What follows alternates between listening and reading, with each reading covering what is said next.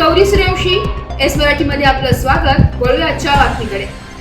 भोकरदन तालुक्यातील पारद येथील जिल्हा परिषद शाळा येथे पाऊस पडल्यामुळे जिल्हा परिषद शाळेच्या प्रांगणामध्ये तळ्याचं स्वरूप आलंय व गावातल्या नाल्यांनाच पाणी शाळेत शिरलंय।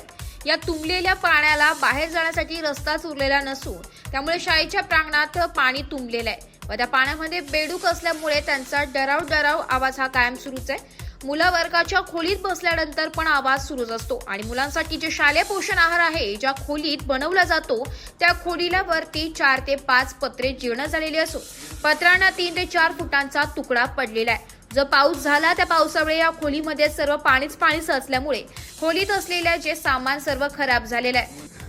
आता तिथे विद्यार्थ्यांसाठी शालेय पोषण आहार बनवण्यात येणार आहे। यामध्ये कुठेतरी विद्यार्थ्यांची जीवाशी खेळणं सुरू आहे।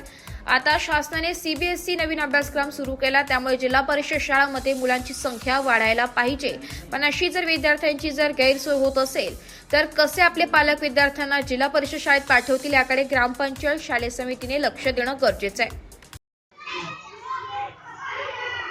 जिल्हा परिषद शाळा पारद इथे रात्रीला म्हणजे पावसाळ्यातला पहिलाच पाऊस झाला आणि पाऊस झाल्यानंतर त्या जिल्हा परिषद शाळेला हे एक तळ्यासारखं स्वरूप आलेलं आहे।